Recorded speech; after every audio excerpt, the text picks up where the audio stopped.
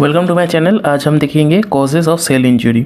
तो चलिए शुरू करते हैं। तो पहले देख लेते हैं क्या क्या कॉजेज़ है, उसके बाद एक एक डिटेल्स में देखेंगे।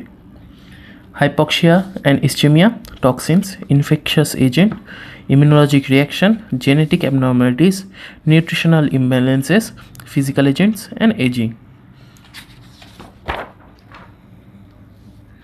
शुरू करते हैं हाइपोक्सिया और इस्चेमिया से।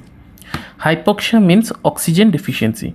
तो हाइपोक्सिया का मतलब क्या है? ऑक्सीजन रिड्यूस हो जाना। और ischaemia means reduced blood supply.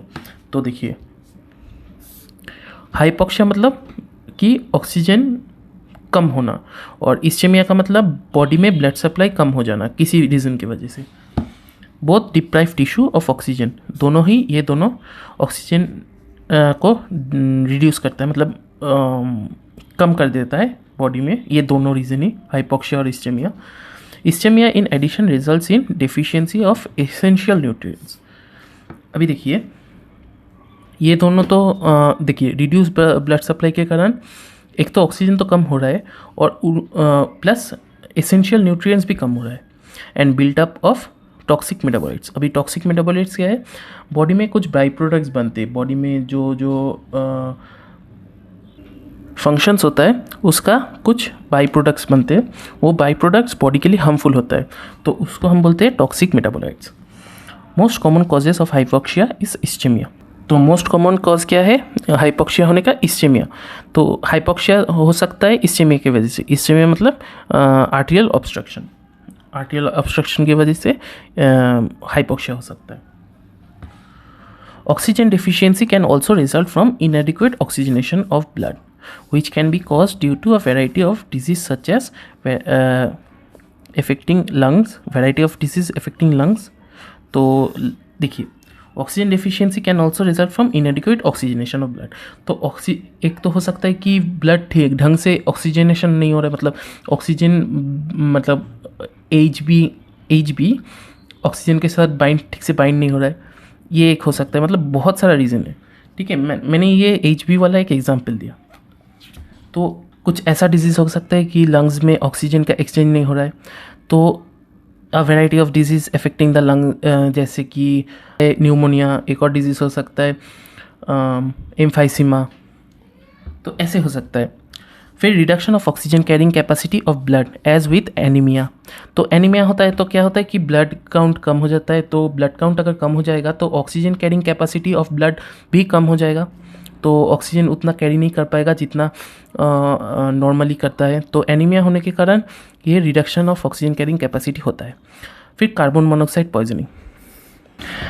Carbon monoxide का HB के साथ, कार्बन मोनोऑक्साइड का HB के साथ बाइंडिंग है। बाइंडिंग मतलब एफिनिटी है 200 टाइम्स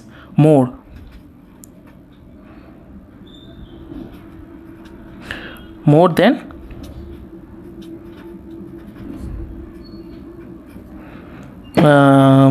ऑक्सीजन।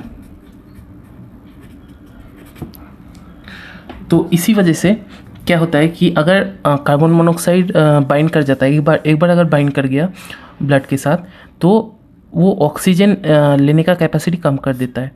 तो इसी वजह से कार्बन मोनोऑक्साइड पॉइजनिंग, हम पॉइजनिंग बोलते हैं इसको, क्योंकि इसके बाद मतलब वो ब्लड और कोई काम में नहीं आता। ठीक है, और फिर ऑक्सीजन कैपेसिटी भी कम हो जाता है। अभी आते हैं टॉक्सिन्स में। Toxic agents are encounter daily in environment. This include air pollutants, insecticides, carbon monoxide, cigarette smoke, ethanol and drugs. Ethanol मतलब अल्कोहल, और ड्रग्स डिफरेंट टाइप्स का होता है। Many drugs in therapeutic doses can cause cell or tissue injury in a susceptible patient or many individual if used excessively or inappropriately। तो देखिए, drug एक तो हो सकता है ड्रग हम थेरेप्यूटिक यूज़ के लिए यूज़ कर सकते हैं, लेकिन वो जब अगर ससेप्टेबल पेशेंट्स में कुछ ज़्यादा यूज़ हो गया, या फिर ढंग से यूज़ नहीं हुआ, मतलब कोई डोजेज मेंटेन नहीं हुआ, तो वो इफ़ेक्ट करता है। ठीक है, even non harmful substance such as glucose, salt, water, oxygen can be toxic. तो ये अगर ज़्यादा मात्रा में लेंगे, ये नॉन हार्मफुल सब्सटेंसेस, कुछ नॉन हार्मफुल सब्सटेंसेस अगर ज़्यादा मात्रा में ले लेंगे तो वो भी टॉक्सिक हो सकता है बॉडी के लिए। All types of disease causing pathogens including viruses, bacteria, fungi and protozoans injure cells। तो ये infectious agent के अंदर viruses, bacteria, fungi, protozoans and cell, तो ये इंज्योर सेल को इंज्योर कर सकता है। ठीक है, अभी आ जाता है इम्यूनोलॉजिक रिएक्शन में। Although the immune system defends the body against pathogenic microbes, immune reaction can also result in cell and tissue injury. Examples are autoimmune reactions against one's own tissue, allergic reactions against environmental substances and excessive chronic immune response to microbes। तो क्या है कि immune reaction खुद के खिलाफ ही ये reaction कर सकते हैं, मतलब वंस अगेंस्ट टिश्यू, मतलब खुद के टिश्यू के अगेंस्ट ही, मतलब एक डिफेंस मैकेनिज्म क्रिएट कर सकते हैं। ये क्रिएट तो नहीं करना चाहिए, ये एक्चुअली जेनेटिक डिफेक्ट होता है। ठीक है, एलर्जिक रिएक्शंस, और एलर्जिक रिएक्शन कुछ ज़्यादा हो जाएगा तो वो इफेक्ट कर सकता है। अगेंस्ट एनवायरमेंटल सब्सटेंसेस, अभी एनवायरमेंटल सब्सटेंस मतलब जैसे पोलेन ग्रेन अगर नेज़ल ट्रैक्ट में घुस जाते हैं तो वो क्या करता है कि एक एलर्जिक रिएक्शन क्रिएट कर सकता है, तो वो बहुत हार्मफुल होता है पेशेंट के लिए। Against environmental substances and excessive chronic immune response to microbes. Chronic मतलब बहुत दिन से चला रहा है, एक इम्यून रिस्पॉन्स मतलब बहुत दिन से हो रहा है, क्रॉनिक मतलब।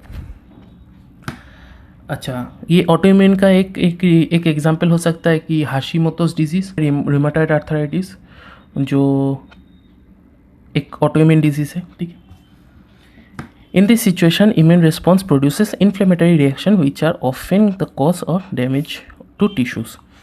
तो इन्फ्लेमेटरी रिएक्शन, देखिए ये सब जो पढ़ा हमने ऊपर एग्जाम्पल्स, तो इसके कारण क्या होता है, इन्फ्लेमेटरी रिएक्शंस होता है जो कि टिश्यू को डैमेज करता है।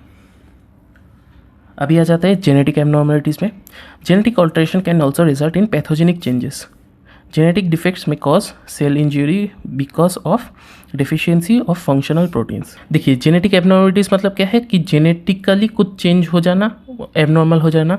तो अभी जेनेटिक एबनॉर्मलिटीज़ अगर होता है तो फंक्शनल प्रोटीन्स क्या होता है कि डिफेक्टिव फंक्शनल प्रोटीन्स क्रिएट होता है जो कि इंज्योर करता है बॉडी को, बॉडी सेल्स को, बॉडी टिश्यूज़ को, इस सम को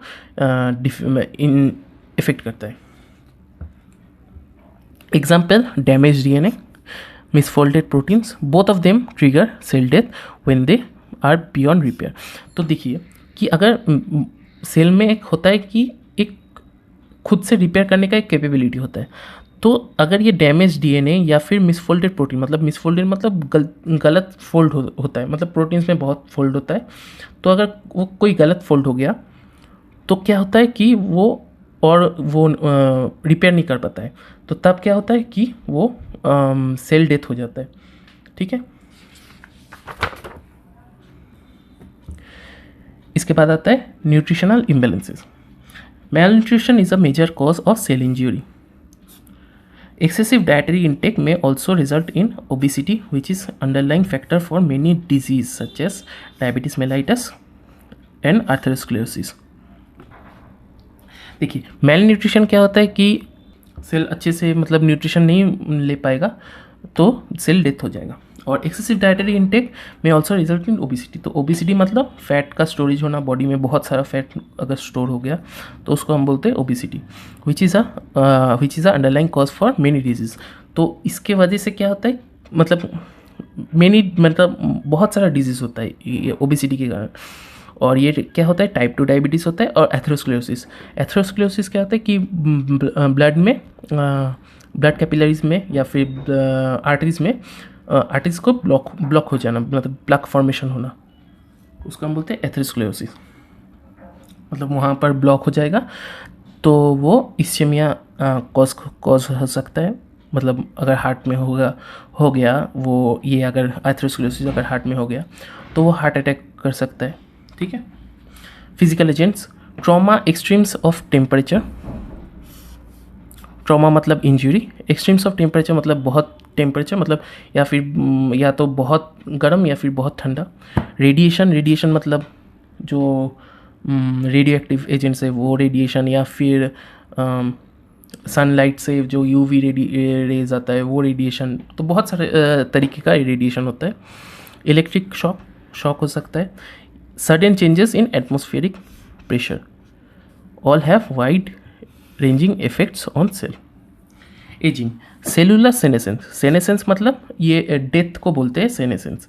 cellular senescence result in diminished ability of cells to respond to stress. अच्छा, ये सेनेसेंस मतलब क्या है? जो एज की वजह से जो डेथ होता है उसको हम सेनेसेंस बोलते हैं। Cells to respond to stress and eventually the death of the cell and the organism. Comparatively अगर new cell growth if greater then ये सेलुलर सेनेसेंस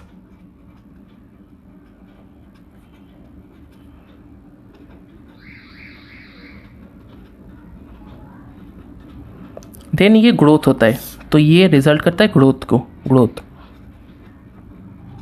ठीक है, अगर ये न्यू सेल ग्रोथ, ये सेल ग्रोथ मतलब फॉर्मेशन। ठीक है, ग्रोथ मतलब यहाँ पर फॉर्मेशन बोल रहा हूँ, न्यू सेल फॉर्मेशन। ठीक है, न्यू सेल फॉर्मेशन मतलब नया सेल का पैदा होना।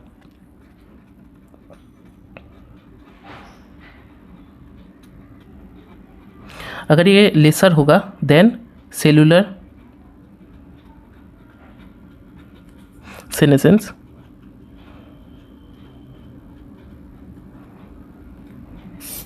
तो ये डेथ होता है।